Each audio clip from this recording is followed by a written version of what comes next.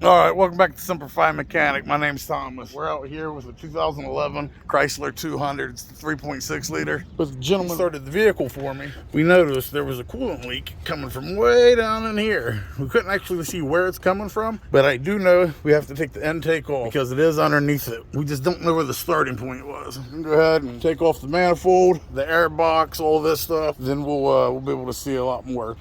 So first what we're going to do is we're going to take this off. We're going to remove this one and remove this one as well. These are 8mm or flathead screwdriver. We just want to go ahead and loosen this stuff up, and then we'll start disconnecting things. Simply twist and pull. Get your 8mm. Simply loosen it up. Jump over here, down in there. See if we can reach it. There we go. I'll just simply pop this off there. Slide this part out, just like this. Now we're going to start disconnecting these hoses or any clips we see. We want to get everything away from this. Let's start with this right here. See, we've got a little clip right here. Just push in and pull out. Take our screwdriver and put it right here, and we just pull it out. Keep pushing until it comes off. And you can work this out too, just like that. I kind of keep them in the same spot that I take them off. Make a little map. Might be better to grab it with this one. Work its way off. Let's pull it off like that. Got a little clip up here. Just push down and pull out. Just like that. We got this little hose right here. Twist it first. That breaks the seal. And you can pull up. Pull this up. With this one right here, the little red piece, it's supposed to be right here, and that's what locks it in. So you take a screwdriver and push that little red piece from here and push it up. Just like that. That's what keeps it in place. Then you can go ahead and pull it out. See these little brackets? Looks like they're 10mm nuts. We need to go ahead and take them off, and then we'll come up here. There's a little bracket right here. Looks like 10mm there and there, and that'll take that bracket off. Once we get that, then we can go ahead and go around and start taking these torque bolts off. I'm not sure what size it is, but we'll figure it out. Come up here. Just like that. Come over to this one. Just like that. Just like that. There's one right here though.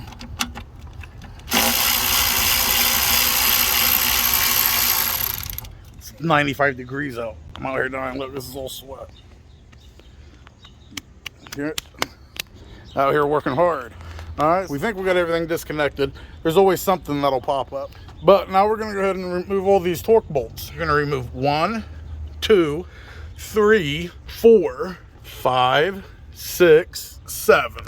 I'm using this, right? It works great for all of them except these ones. It doesn't fit down in there. See, it doesn't fit down in there, it gets stuck. So these two ones right here, I had to use my screwdriver, my torque screwdriver here, T20. This is a 3/8, it's too big. If it was a 1/4 inch, it would fit. All right, let's go. Okay, they don't come all the way out. They just come up like this. All the way up. Grab this one where we can. There we go. And then we're gonna go right down in here. And you'll see it right there. I'm gonna keep doing that. Come over to this one, same thing. Well, now the only thing that's keeping it in is these brackets. We've already taken the bolts off, but it's still connected. So what you can do is take you a big screwdriver or something like that. You're just gonna bend it down a little bit. Just bend it back, just like that. See, enough to release it, right? Let's see, maybe we can pull it on out now. Just like that, there we go. If we got the upper intake off, take this lower one off. So what we're gonna do is unplug all the fuel injectors, and then we'll go around with our T15, I think it is, probably the same one, and undo all these. Make it easier so there's no stretch on the line. You can go ahead and pop the coil ones off too. Just press and pull out. Okay, see this red clip right here? It's a safety measure. So you grab the red clip and pull up on it like that. See, watch, you can push it down. See me push it down, that locks it in place. You grab it and you pull up. Now you can just go ahead and pull it out and do the rest of them here. Don't want to unhook this fuel line right here. Leave that together. You just grab this, get underneath it, Pop it up just like that. Any tools that I'm using are down in the video description, so you can go down there and click on it. It'll take you right to Amazon. If you buy the tool through the link that you go on, actually I get like 1% of the sale. So if you buy this for $15 off my link, I'll make 15 cents. But it all adds up. There we go. Move this to the side. Let's go ahead and move over here to this side, and we're going to do the same thing, but just on these ones. So let's undo the coil here. Let's do the coil here. And the coil here. Just push down and pull out with the clip. You can actually remove this clip now. Might give us a little more room. See a little tool right here. Slide it under, just like so. This gives you a little more room here. Pull this red clip up. They're hard. So sometimes you got to get a screwdriver or something else to get underneath it. See that? Once it pops up, you just grab it on its side and pull up.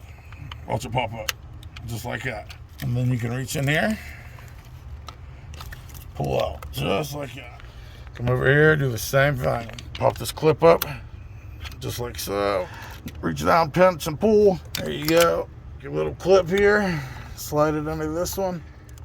There you go. See that? Yeah, pull it all the way to the side here.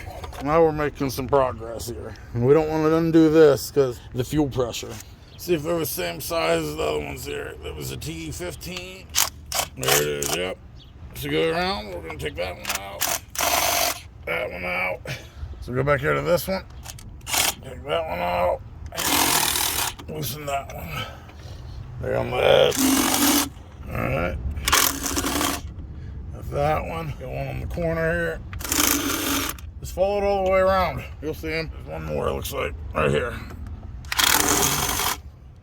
So if you start on the edge, so you got 1, 2, 3, 4, 5, 6, 7, 8. 8 of them. And just like that. There we go. We're going to leave this one connected, that little hose. Slide this back there. That is the oil pump. This is where we was leaking from. Let's see. Look at all that. How much fluid. There you go. See all that? So you can take this off right here. Just pull up on the clip. There's a red tab. Click on it and pull it out. Undo this sensor. And there's a hose right there as well. Take this sensor off. It's just the same thing. You push on it and pull out. There you go. Just like that.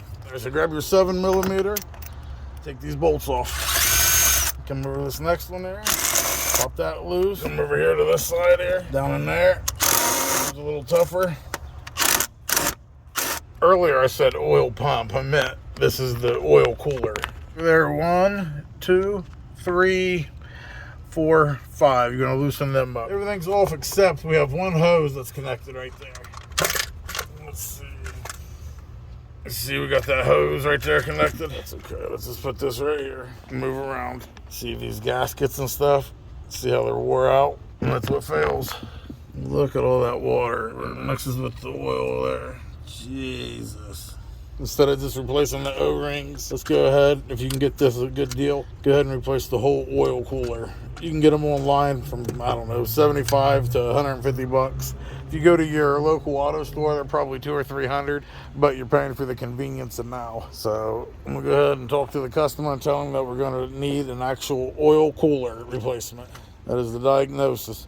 We came out here actually just to fix these gaskets. That's what he told me was wrong. And once we got down there, we realized that wasn't the case. That's the problem if you come in to fix a vehicle that's already been diagnosed. A lot of times that diagnosis is wrong. All right, guys, we're back. The part just came in. And here's the oil cooler. Comes complete with the filter already inside. We already got this off. It's just that hose is what's keeping it connected. Clean all this up. Look, that's deep.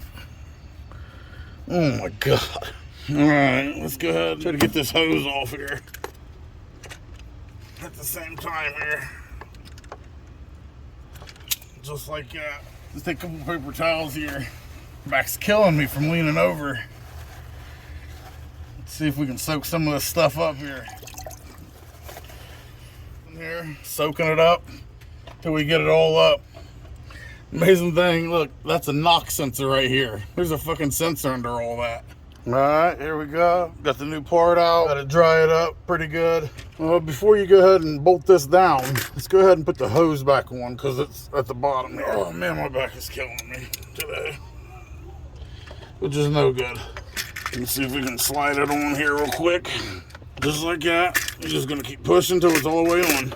Okay, now that we got the hose on, now we can go ahead and set this down. Then we'll put the two sensors on once we have it bolted down. We're gonna go ahead and just go ahead and connect the sensors now. I already did this bottom one, just push the one, right? Make sure it clicks. This one, slide in, right? Until it clicks, and then push the red down. The red locks it in place, just like that. All right, grab you a 7mm. Go ahead and start tightening them down. I don't force them down too much right now. I just want to make sure they're lined up and that they're actually just tightening, that they're in a hole. All right, we're gonna go ahead and replace the gaskets now. You can see they're different sizes and shapes. Got this little gadget right here. I'm just gonna pull it out.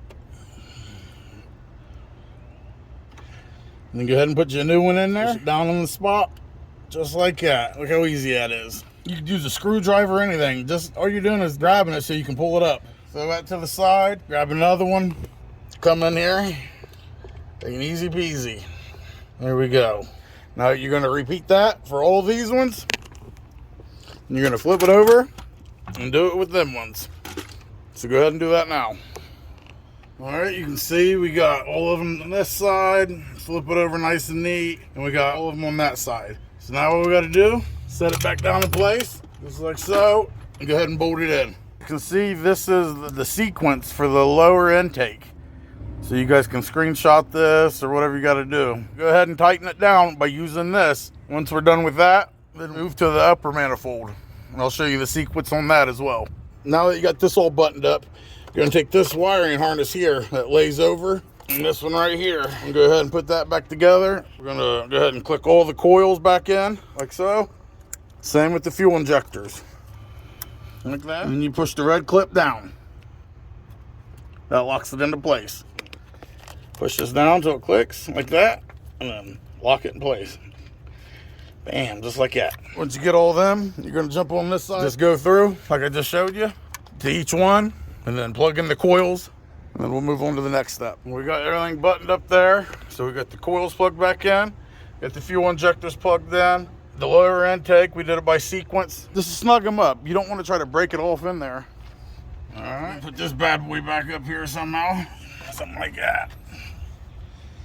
Get that to come down on this here. Now what I'm showing you here is the upper intake torque sequence. You can go ahead and, like I said, screenshot this, do whatever you got to do. But that's how we're gonna tighten the bolts down, just in that order. So go ahead, do that now. And here's number 7 in the sequence, the last one. Snug that bad boy up. So we got the intake back on now, and start attaching some of these hoses. Just like that. Got another one right here. See, just all this stuff. Put it on, and push this in. Till it clicks, just like that. Got this one right here. Push it in, push that little red clip in.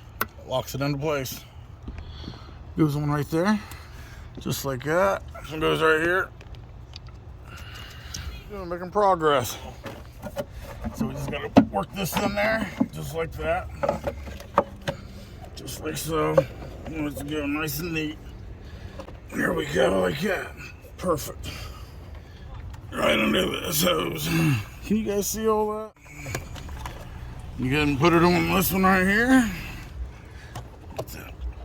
There we go, look at that. Let's go ahead and tighten this up, this side, a little bit.